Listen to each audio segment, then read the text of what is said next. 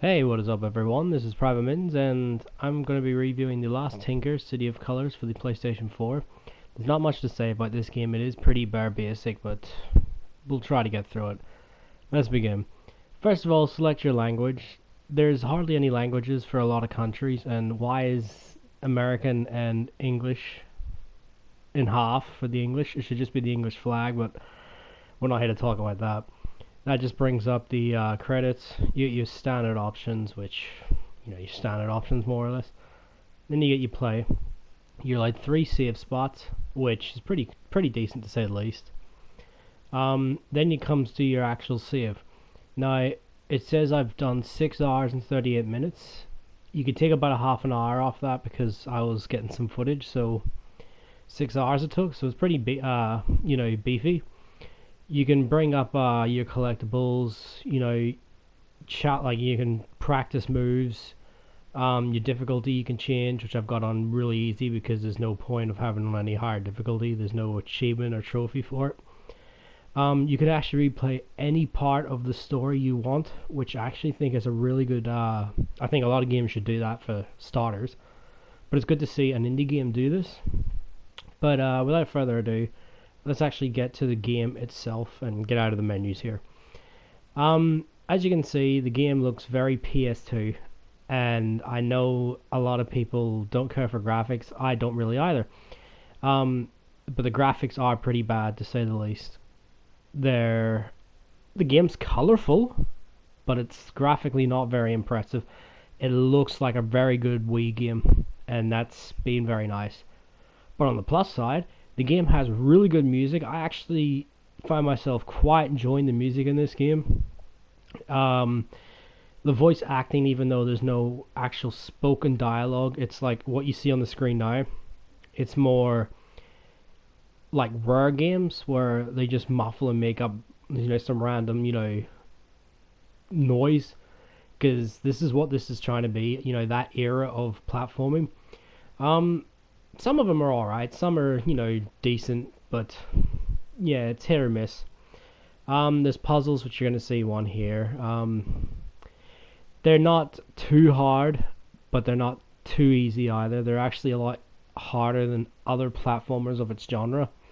So, I got to give the developer credit for actually, because this is a kid's game, but they're not treating the kids, as idiots. They're letting them actually experience a bit of, challenge, more or less.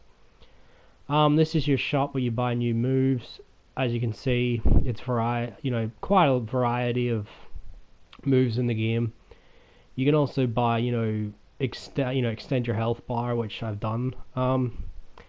You earn, your currency, which is like gems, from fighting or breaking boxes. Very reminiscent of, say, Devil May Cry and God of War, beating enemies or opening, chests to get the red orbs. The combat. Now, I mentioned God of War. It is more or less trying to be God of War for kids in terms of combat, not, the game itself. The combat's alright. It's not the best for its genre, but it's alright, to say the least. I mean, the enemy you see me fighting here is actually harder to beat than the bosses, which is pretty hilarious, actually, to say the least. Yeah, I mean, the combat's fine. Then you got your platforming, but there's a problem with the platforming.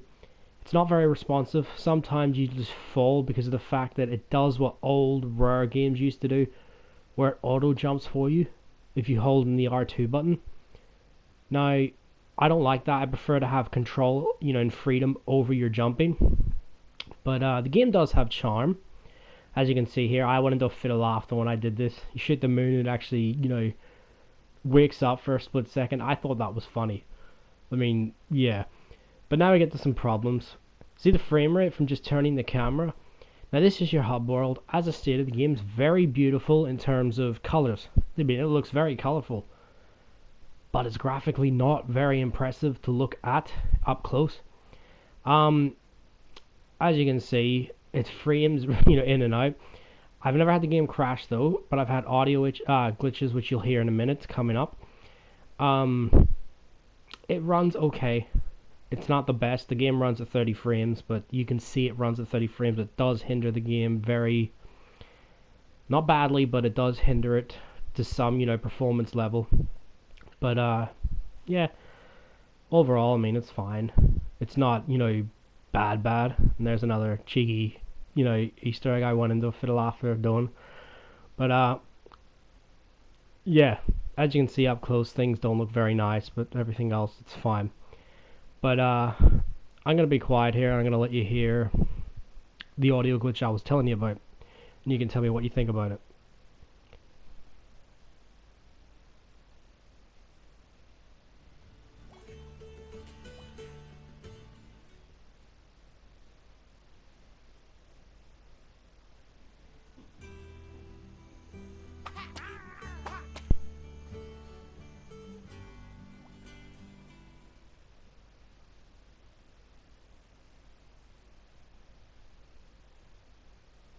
Now, as you heard, it just cut in and out on this certain area, which annoyed me because it only done that once. It didn't do it any other time, but it stuck out because it's very rarely a game will do that.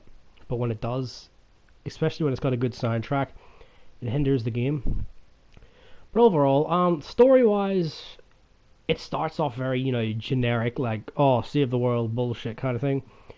But the ending actually has a very good, you know, point to make. I'm not going to spoil, but it really does actually, you know, it's nice to just have a story like that for a change.